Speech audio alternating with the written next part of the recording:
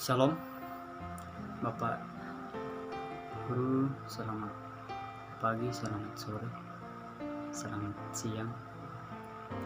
Semoga kita tetap berada dalam penyertaan Tuhan. Semoga kita tetap merasakan kasih dan penyertaan Tuhan. Dan pada kesempatan ini saya akan membawakan suatu perenungan firman Tuhan. Suatu perenungan firman Tuhan yang saya ambil di dalam 1 Yohanes pasal 3 ayatnya yang ke-18. 1 Yohanes pasal 3 ayatnya yang ke-18. Namun sebelumnya itu, sebelum kita lebih jauh menggali apa maksud dari firman Tuhan ini, kita terlebih dahulu berserah diri kepada Tuhan melalui doa. Kita berdoa. Terima kasih Bapa, oleh karena Engkau selalu bekerja di dalam kehidupan kami. Kami bersyukur kepadamu Bapa karena Engkau boleh memberikan kami kekuatan, kesehatan di dalam menjalani kehidupan kami. Dan pada hari ini Bapa, kami akan merenungkan sebagian dari isi firman-Mu. Bimbing sertai kami Bapa agar kami dapat mengerti apa maksud dari isi firman-Mu. Ajar kami untuk selalu mengerti, ajar kami untuk selalu memahami, dan boleh kami praktekkan dalam kehidupan kami. Di dalam nama Yesus kami berdoa. Amin. 1 Yohanes pasal 3 ayat yang ke-18. Firman Tuhan berbunyi demikian, anak-anakku, marilah kita mengasihi bukan dengan perkataan atau dengan lidah,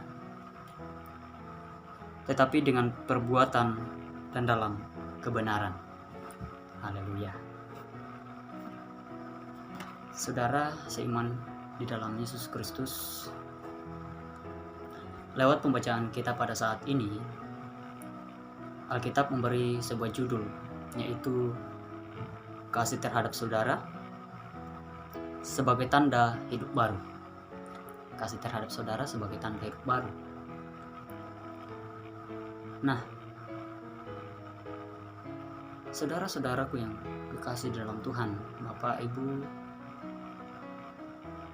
di dalam kehidupan kita, tentu dalam pengajaran kita selaku orang Kristen, tentu dalam pengajaran kita itu dituntut suatu perilaku, suatu sikap yang harus kita tanamkan di dalam kehidupan kita, yaitu mengasihi sesama manusia. Olehnya itu, kita akan merenungkan sebuah tema, yaitu saling mengasihi seperti Tuhan mengasihi kita. Nah, saudara yang dikasihi oleh Tuhan, kita sebagai manusia, kita sebagai makhluk sosial, tentu kita tidak dapat hidup sendiri.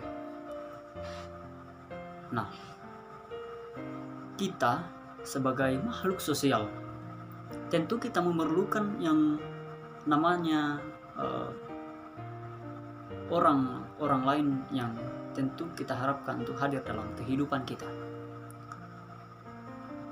Dalam hubungan dengan orang lain, di sini itu kita diperlukan. Tentu sebagai makhluk sosial, kita tentu mengharapkan akan hadirnya seseorang dalam kehidupan kita. Nah, ketika kita berbicara tentang kasih, berarti kita sedang berbicara tentang hati dan roh. Kita sedang berbicara tentang hati dan roh.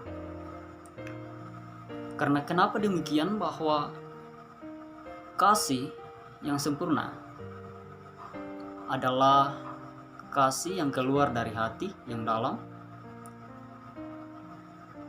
dan tentu itu semua kasih itu berasal dari kuasa Roh Kudus, kasih kuasa dari Roh Kudus. Nah, saudara yang dikasihi oleh Tuhan,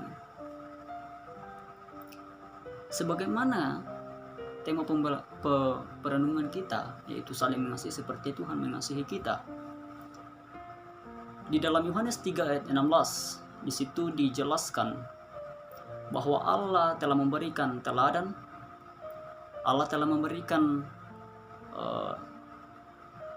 pelajaran bagi kita perihal tentang kasih yang sempurna itu seperti apa. Allah di sini dijelaskan bahwa kasihnya itu sungguh luar biasa, kasihnya itu sungguh besar kepada umat manusia, sehingga ia mengaruniakan putranya yang tunggal bagi dunia. Mengapa demikian? Supaya setiap orang yang melakukan, supaya setiap orang yang percaya kepadanya itu tidak binasa, tetapi dikatakan bahwa beroleh hidup yang kekal. Nah, saudara yang dikasihi oleh Tuhan,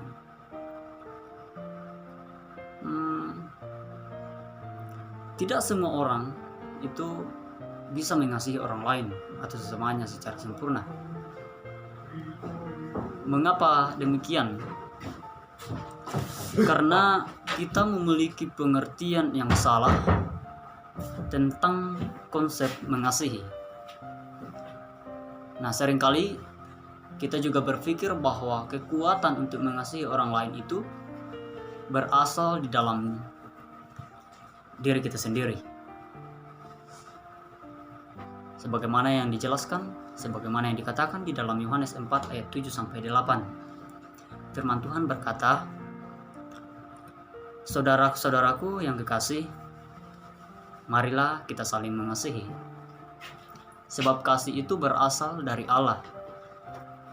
Dan setiap orang yang mengasihi lahir dari Allah dan mengenal Allah. Sebab Allah adalah kasih." Nah, jika demikian, jika kasih itu berasal dari Allah,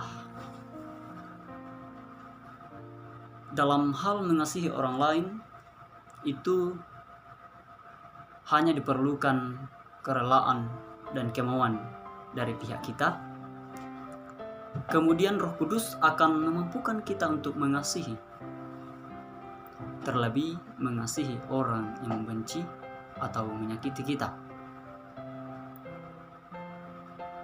Sebagaimana yang dikatakan di dalam 2 Timotius 1 ayat 7. Di situ dikatakan bahwa sebab Allah memberikan kepada kita bukan roh kekuatan,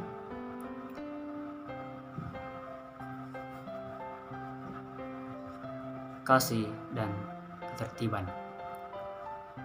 Nah, kasih yang kita bahas ini tidak akan ada gunanya jika ternyata kasih itu tidak kita terapkan atau kita tidak praktekkan dalam kehidupan kita di setiap hari.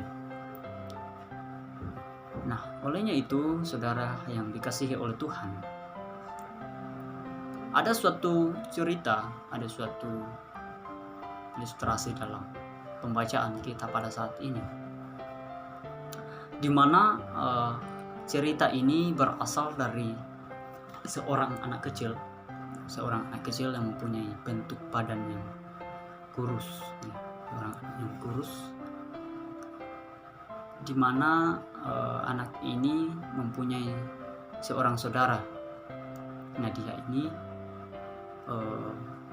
saudaranya ini tidak bisa berjalan. Nah, suatu ketika seorang anak ini berjalan dan sambil menggendong saudara ini yang tidak bisa berjalan. Nah, ketika ada seseorang yang lewat di samping seorang anak ini, Orang tersebut mengatakan bahwa kasihan, sungguh kasihan kau nak, beban pasti berat. Nah, setelah mendengar perkataan dari orang ini, seorang anak lelaki ini dengan tegas, dengan suara yang sentak dari anak ini menjawab, dia bukan beban, Pak.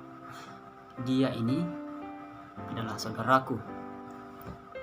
Nah, salah satu hal yang ditujukan oleh seorang lelaki ini adalah suatu perbuatan yang dipandang sebagai beban oleh seseorang.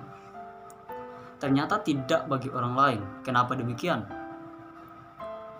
Semuanya itu tergantung alasan untuk apa ia melakukannya.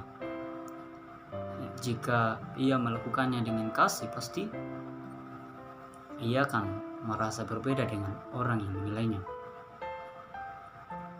Karena itu, saudara yang dikasihi oleh Tuhan,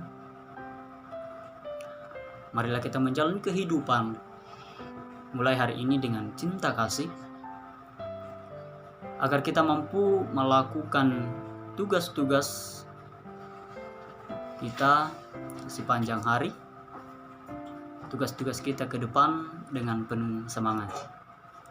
Olehnya itu, pesan firman Tuhan pada saat ini menegaskan supaya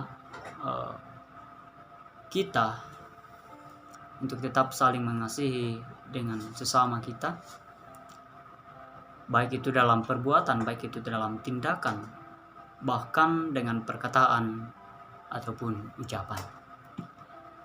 Amin, firman Tuhan.